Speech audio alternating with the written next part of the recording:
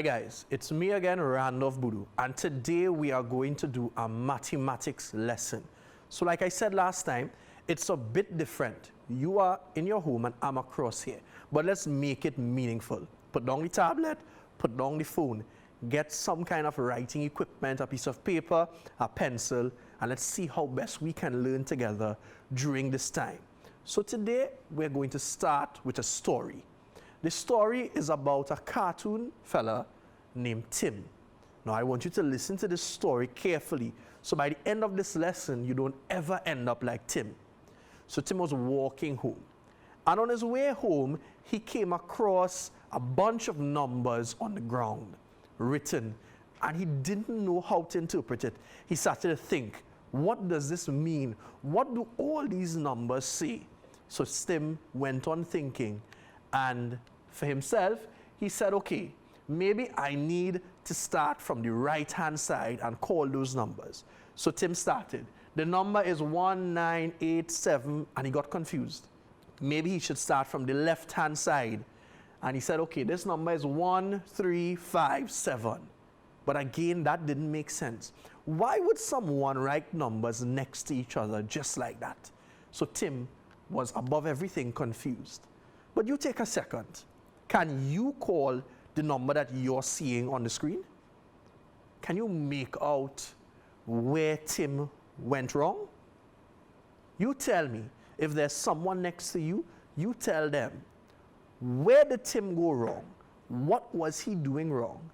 And most importantly now, what helped you to be able to read this number well? If you said place value, then you're correct. Place value is what we're going to be talking about today. And what does place value mean?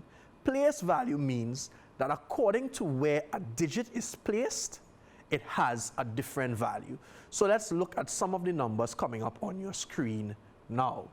We have 42, 4, and 425. If you would look carefully, the digit 4 in each number is being encircled. Is there a difference between each digit? Yes, there is. But what makes the difference in each digit? That's correct. It's according to where that digit is placed. So the first 4 has the value of 40. The second 4 has the value of 4. And the third 4 has the value of 400. Now I know all of you are bright students, but today's lesson is catered for a standard 4 class. And definitely if you have a brother or sister in standard 5, they are more than welcome to sit down and listen with you. Today we try to cover 3 different things. First, we're going to learn and review all about our number system. Secondly, we're going to recall number families, and you'll see what this means a little later on. And thirdly, we're going to name numbers, including numbers with decimal fractions. So are you guys ready? Are you focused? This is review for some of you all. It may be new content for others, but the most important thing that must happen here today as I move forward is that learning must take place. Something must happen in your mind to move you from where you are to a deeper state of learning. So let's get excited. Place value. Place value is based on our number system. And our number system is based on something called a concept. Have you ever heard the word concept before? If you haven't, let's think about it. Concept has a meaning. A concept is, look, there's a hint. What do you think a concept is? What synonym can you find for the word concept? You may have had a different idea, but this is my idea. Concept means idea. The both words are synonyms. They mean the same. So what is the concept that our number system is based on? That concept is 10. In the sense that when we have 10 of any one value in our number system, we get a different value. Think about that. You would have heard about the ones value column. Can you write 10 in that column? What about the tens value column? Can you write 10 in that column? So I'll say it again before I move on. Our number system is based on the concept of 10. Whenever we have 10 of one value, we get a new value. Let's see how. So we have a simple place value chart that you would have interacted from within standard 2 and standard 3. In that place value chart in the ones column, we could have the number 1, 2, 3, 4, 5, 6, 7, 8, 9. All those are fine. But look on your screen. Is that okay? Can we have the number 10 in the ones column? No. Why is that? What happens, what do you remember happens when this situation occurs? So 10 in the ones column is wrong. But essentially, when we have 10 ones or 10 of any value in our number system, we get a new value. In this case, that value is 110 and 0 ones. You all saw it? Let's look at it again. The 10 in the ones column is wrong. But when we have 10 ones, we get 110 with 0 ones. Similarly, it's okay for us to have 110 because that's our new value. It's also okay for us to have 2, 3, 4, 5, 6, 7, 8, even 9 tens in our tens column. But is this okay? No. 10 in the tens column is wrong. Because again, let's remember the concept of our number system. Our number system is based on the concept of 10. So therefore, if we have 10 tens, what new value do we get? That's correct, 100. Now let's think a little further. If we have 10 hundreds, what new value do you get? 1,000. If you have 10 thousands, what new value could you get?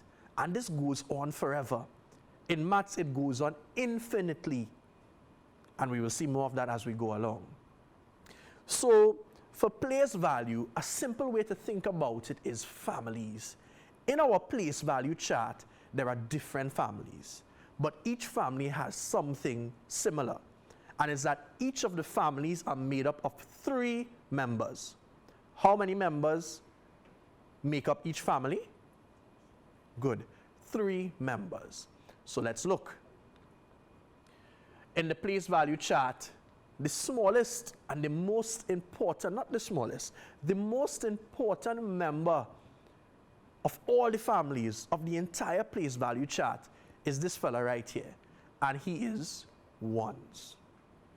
When we get, remember, when we get 10 ones, what new value is created on the place value chart? Tens. Good. When we get 10 tens, what place value member is created on the place value chart? Hundreds. So every family has 3 members. A ones member, a tens member, and a hundreds member. Let's say that again. Every family has 3 members. A ones member, a tens member, and a hundreds member. And guess what? The name of the family always takes what the ones place is. So this family on your screen is called the ones family. So what do you think is our next family on our place value chart if we go to the left? Yes, it's a thousands family. So who is the ones member of the thousands family if we say that the ones member always takes the name of the family? I'm giving you a second to think. So good. The ones member in this family is named thousands. The tens member is named tens of thousands. The hundreds member is named hundreds of thousands. Do you all see a pattern? I'll give you a chance to think. And in thinking about that, tell me also, what do you think is the next family in our place value chart if we continue to the left? and that is the millions family. Who is the ones member in the millions family? It's millions. It takes the name of the family. And then we have tens of million, who is the tens member, and hundreds of millions, who is the hundreds member of that family. And remember what I said earlier, this place value chart can continue infinitely without ever stopping if we continue going to the right. All you must remember is that each family has 3 members, a ones member, a tens member, and a hundreds member. So what would be the next family after millions? If you said billions, that's correct. And billions would have a ones member, billions, a tens member, tens of billions, a hundreds member, hundreds of billions. And we can go on forever once you know that pattern. But for your sake, you just need to know only up to the ones member in the millions family. Aren't you lucky? But you, with your brain and your ability to think, you can go much further if you want. You would have heard me talking about going to the left and the fact that this place value chart can grow infinitely bigger as we go to the left. What you must also know now, because you're bright enough at this point in time, is that this place value chart can also go infinitely to the right. The only difference is that the numbers get smaller. So much so that all the numbers to the right are smaller than 1. Now this is review. So you tell me, and if you know and there's somebody next to you, tell them also. There is something very, very important that we must use so that we can carry our place value chart to the right. So like I said, we can go and get bigger as much as we want to the left. We get smaller when we go to the right. What makes the difference? What makes the difference is this. Do you remember the name? Look at it. Think about it. What is the name? If you said decimal point, then you are correct. So for those of you who don't understand yet, that's okay. Let's speak it through again. As we go to the left and look at the left arrow that has the word bigger, our numbers and our number families get infinitely bigger. Forever they get bigger and bigger. But we put that point on the right of the ones value, and that point allows us to write numbers or decimal fractions that are smaller than 1. And this can go on also infinitely forever when we extend our place value chart to the right. Let's look at the name of these family members. So a place value chart with a decimal point. We start with the ones, and then we have a decimal point. And after the decimal point, just for you to understand and for you to learn at this level, there are 2 members, a tenths member and a hundredths member. Look at those 2 words closely. What is different in those words as opposed to tens and hundreds? How are they spelled differently? And when you figure out how they are spelled differently, then tell me, how are they pronounced differently? Make sure and tell your brother or your sister who is next to you. You can be a teacher at home also. So good. After the decimal point, as we go right, we have 2 smaller values. Firstly, the tenths value that ends with a T, H, and a S. And emphasize that when you say it, tenths. And we have a hundredths value with, again, a T, an H, and an S at the end. Emphasize as you pronounce it, hundredths. And they allow us to write decimal fractions, numbers that are smaller than 1. So we have the decimal points. The first value after the decimal point as we go right, tenths. And then the second value after the decimal point as we go right, hundredths. So let's look at an example of an entire place value chart up to hundreds of thousands and up to hundreds. Look at it. Everything that we just spoke about, talk it through in your mind, point at the TV screen if you need to, ask yourself a question, maybe even say, yes, this is what Sir was talking about. I understand now. You have 5 seconds to do so. Make sure that you can see where everything should be in the place value chart. So now we're going to take an example and we're going to spend some time learning how to say numbers that have decimal fractions in them. So I want to tell you what is the wrong thing to say. And I want you to listen well. You never, ever, ever look at the number on the screen and say 0.7. No. Never, ever. If you ever hear somebody say 0.7, let an alarm go off in your brain, let red signals and lights flash, and you know automatically that is wrong. The way to read this number, children, is by saying 7/10. Look at it and say that for me, please. This is not 0.7. This number is 7/10. Good. Now, when we are writing decimals, we always use the name of the smallest value. So look at the second number on your screen. Now you're very attracted to say 0.07, but again, anytime you hear a decimal being called with 0 point something, let red lights flash and alarm go off in your head. It's wrong. If I said that we use the smallest value when decimals are present, then what will we call this number? Look at it. We have no ones value, we have no tenths value. But we do have a hundredths value. What is the name? That is correct. The name is 7/100. What is the name? Say it again. The name of this number is 7/100. Let's look at another number.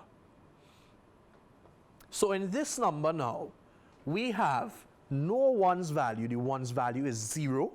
That holds the place. We have 6 as the tenths value and 7 as the hundredths value. Remember, I said when calling the names of decimals, we use the smallest value. So tell me, what do you think is the name of this number? That's correct. This is not 0.67, rather it's 67/100. What is that? I didn't hear you. Thank you. It's 67/100. What about this number now? In this number, our ones value is not 0. Our ones value is 5. So, do we abandon what we have learned? Do we run and say 5.67? No. Look at it. It's the same 67/100, but now we have a 5 in the ones column. So how do we say it?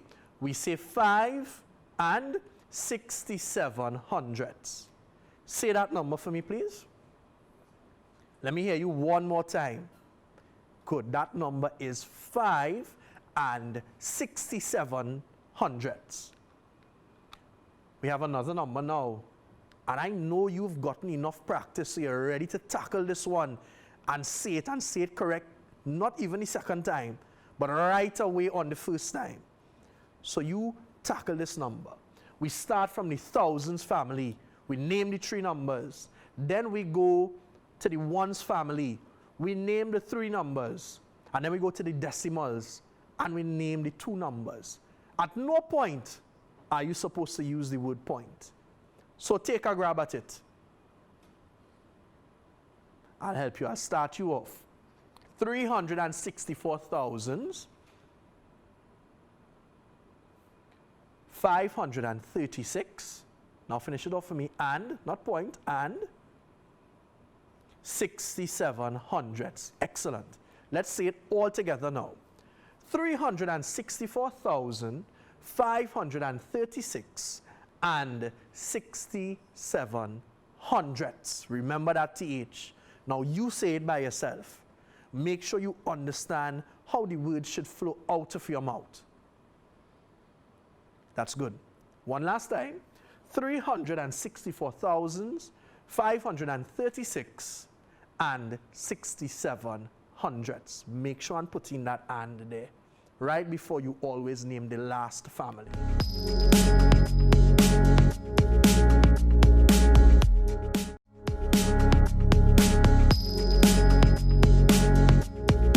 So let's start to take some challenges.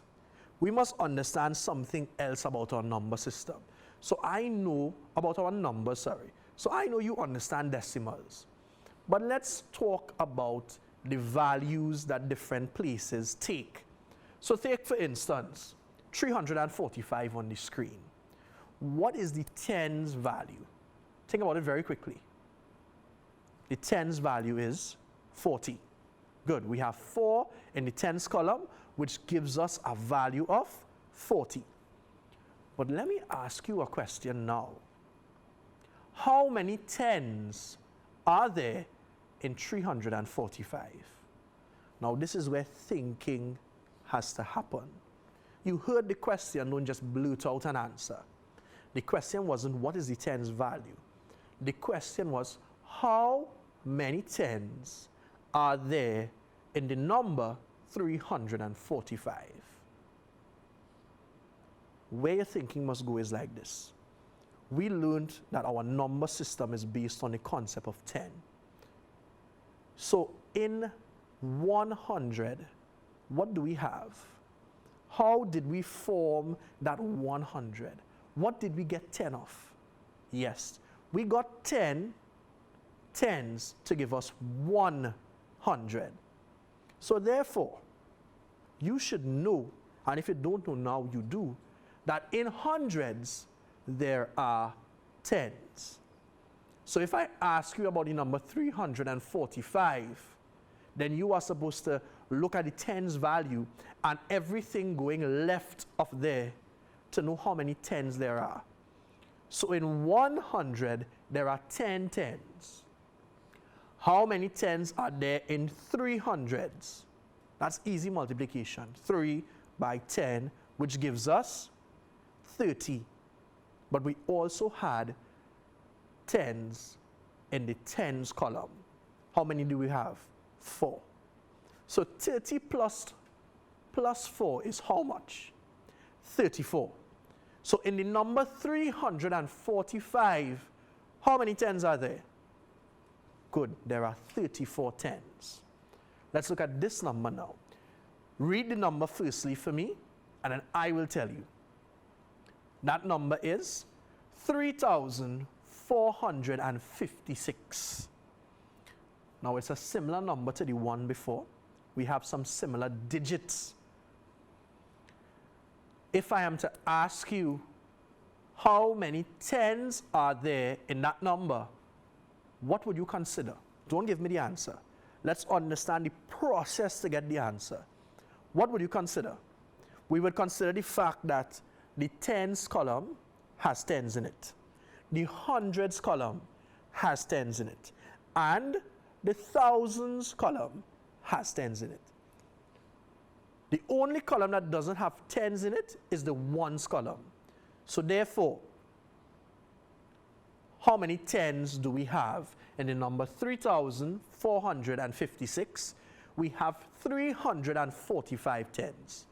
Because we have 5 tens in the tens column, 40 tens in the hundreds column, and in the thousands column, we have 300 tens. Because if there are 10 tens in 100, and there are 10 hundreds in 1,000, it means that there are tens in both. And you multiply it, and we get 100 tens in 1,000. So there are 345 tens in this number. How many ones are there in this number? The thinking is simple again. Ask yourself, what numbers contains ones to make them up? The ones value contains ones, the tens value contains ones, the hundreds value, as well as the thousands value.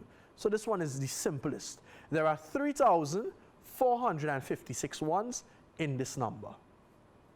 Let's look at the third number, 67,785. I'm challenging you now, and I'm making it easy. There is a tens of thousands value in this number, but my question is, how many thousands are there in this number?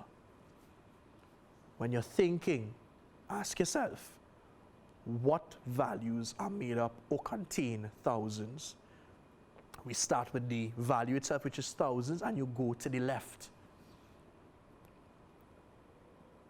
So the thousands value is 7. There are 7 thousands there. But the tens of thousands value is 6. And that's 6 by 10 thousands for each tens of thousands. That's a bit wordy. But it's 6 by 10, 60, plus 7. We have 67 thousands in that number. What's the next number on screen now? Say it for me. 356,780. Give me some quick answers. What is the hundreds of thousands value? 3. What is the tens value? 80. Now, I was testing you. If you said 3 for that hundreds of thousands value, is that correct? I didn't ask you what is the digit, I asked you what is the value. Understand the difference. Is it 3? No, it's 300,000. That's the value. Good. Now I'm asking you now, how many tens of thousands do we have in that number? You start from the tens of thousands and you go to the left. A simple way is you block off everything that's irrelevant and call the number that remains. So the answer is 35 tens of thousands. And our last number now, read that number for me. 1,056,890. My question is, how many hundreds of thousands do we have in that number? We have 0 in the hundreds of thousands column. But does that mean we have no hundreds of thousands? Think, what do we use 10 of to make up 1 million? We use hundreds of thousands. So in 1,056,890, we have 10 hundreds of thousands. We have another number there. Call that number for me. 8,088,973. Just tell me, what is the hundreds value in that number? Did you say 9? If you did, you're wrong. And we have to think a little bit. What is the value, not what is the digit? The value is 900. So I think that's enough for today, guys. And we're going to wrap up. And I hope that you would have learned something. Let's go back through some of the points that we learned. Our number system is based on the concept of 10. Families within the place value chart are each made up of 3 members. A ones member, a tens member, and a hundreds member. Our place value chart can extend both to the right and the left. When we go to the left, we get infinitely bigger. When we go to the right, we insert a decimal point and we get infinitely smaller. Decimals are never referred to as point something. Rather, we use the place values to name them. So I will never say 0.7 when I have a 0, a point, and a 7. Rather, I would say 7 tenths. So this is the start. We're starting back from place value, but we're going to go forward in learning. So see you soon right here. Make sure you have your book. Make sure you have your pencil.